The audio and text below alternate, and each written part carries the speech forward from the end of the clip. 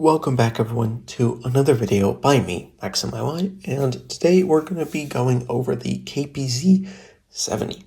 Now, with the armor profile, it's generally pretty understandable. I mean, decent upper plate, lower plate, but there's two details that have to be mentioned. First of all, your hatches are weak points, but you also have this huge triangle, which is a penetration. Now, it is more difficult to penetrate than you would guess, but still it is important to understand. And second of all, it has a very, very weird upper and lower plate because it allows for poking out like this.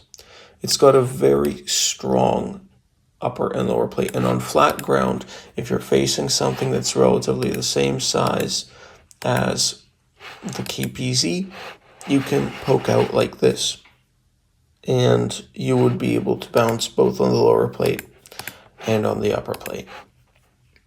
But you also have to keep in mind that you can be penetrated here and here.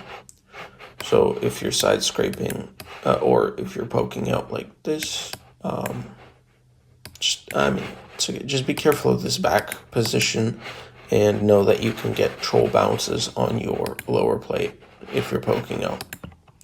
With the armor section out of the way, let's get into the replay. Now, here I am playing in a platoon with my clan leader, Manu. He is an awesome YouTuber. Let me into his clan when I wasn't as good, and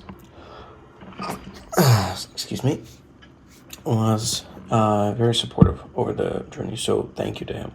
Now, with this battle, on this map, in heavy tanks, I like to go city. Now, there's that ditch where Manu pinged he would go, but I don't like that position. It is very exposed and very open to counterattack, and just actually every position on this map is, but my preferred position is right here to get a shot off at those who are coming.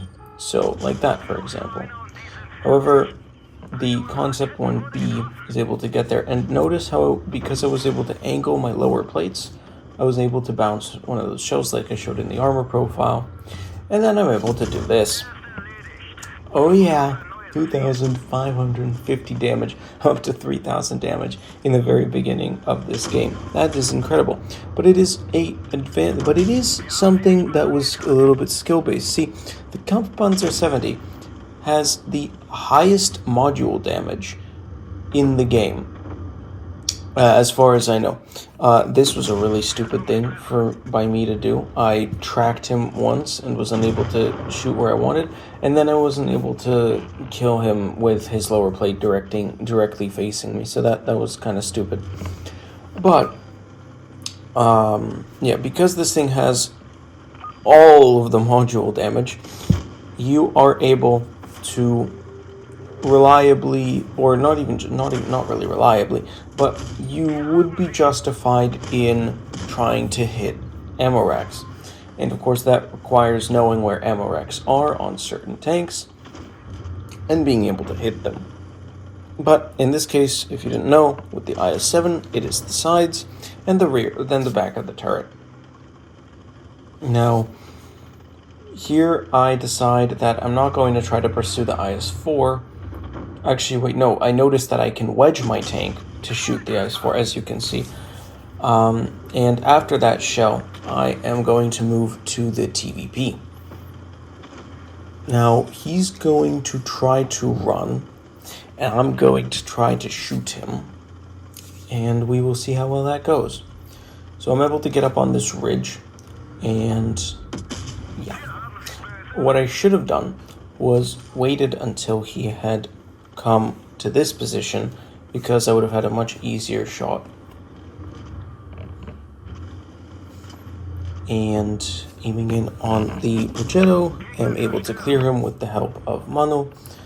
And now the only things left are a IS-4, which is unspotted at the moment, and a TVP, who is right here.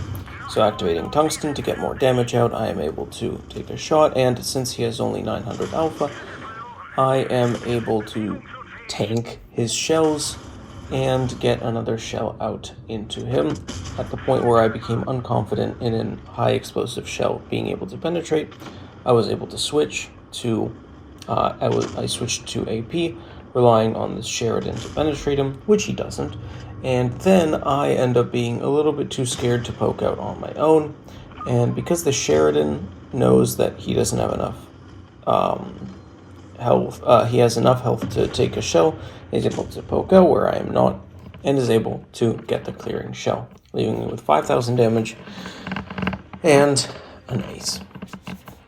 Now, this wasn't a very eventful battle. I wasn't really able to explain any important tactical or decision things that I was able to do.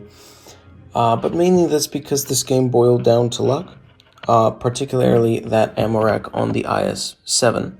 So from this replay, the two things that you maybe can learn are that the KPZ has very high module damage, so stay away from it if you have a weak Ammorack, or at least don't show the parts of your tank that can be Ammoracked easily. And the second is where the Ammorack on the IS-7 is. Well, thank you very much for watching the video. Hope to see you next time. See you later. Bye-bye.